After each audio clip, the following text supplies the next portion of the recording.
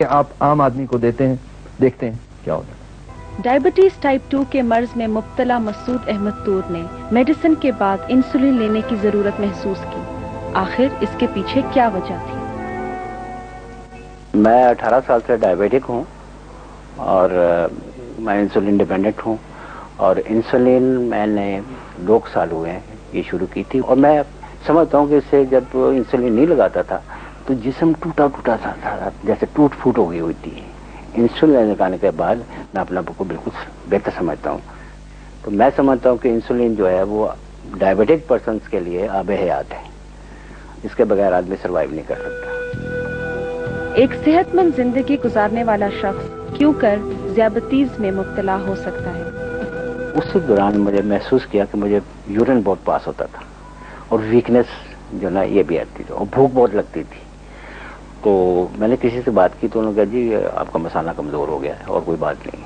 تو یہاں پہ ایک لیب تھی صفا والا چوک میں، وہاں گیا میں، وہاں سے میں نے یورین دیا صبح، اور انہوں نے کہا شام کو آپ رپورٹ لے لیں۔ جب میں شام کو گیا تو انہوں نے کہا جناب آپ کو تو شوگر ہے۔ اس کے بعد پھر میں نے اس کو ایکسیپٹ کیا۔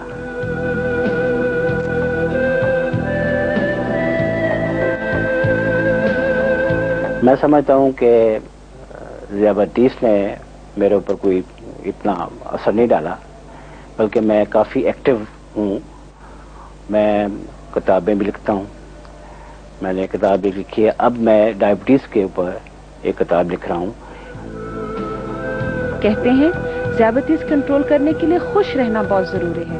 مسعود احمد طور اس بارے میں کیا کہتے ہیں؟ پلیئر گین کرنے کے طریقے ہیں، اگر آپ پازیٹیو طریقے سے اس کو سوچیں تو میں پلیئر گین کرتا ہوں کہ میں اپنے پوتے سے کھیلتا ہوں، وہ اچھی شرطیں کرتا ہے، باتیں کرتا ہے، پلے کرتا ہے، بلکہ اب جب بڑا ہو جائے گا تو میں اس کے ساتھ لوڈو کھیلوں گا، اور لوڈو کھیلنے کے بعد میں جان کے ہاروں گا، اور وہ چھوٹی سے چھوٹی زبان میں کہے گا دادا ابو ہار گئے، تو وہ یہ پلیئر ہے۔ مسعود احمد طور صاحب یہاں اسٹوڈیو میں ہمارے پاس موجود ہیں، ان کے ذہن میں کوئی سوال اگر ہو تو ہم دیکھتے ہیں۔ میرا سوال یہ ہے ڈاکٹر صداقت صاحب سے کہ اگر ایک شخص جو ہے 40 کے اوپر چلا جاتا ہے اور وہ شوگر کا مریض ہو جاتا ہے تو اس کو اپنا لائف پیٹرن جو ہے وہ کس طرح بنانا چاہیے؟ طرز زندگی اصل میں ہی بہترین طرز زندگی ہے۔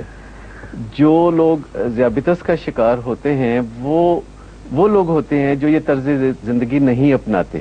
ذیابیطس بستر پہ لیٹنے کے لیے آپ کو نہیں کہتی، زیادہ سے زیادہ یہ آپ کو ایک تکلیف دیتی ہے کہ کم کھائیں، اور کم کھانا جو ہے یہ سیکھنا پڑتا ہے۔ نارملی ہم لوگ خوشی میں، غم میں، ہر موقع پہ کھانا پینا پسند کرتے ہیں، او بھگت میں بھی ہم کھانے پینے کو شریک رکھتے ہیں۔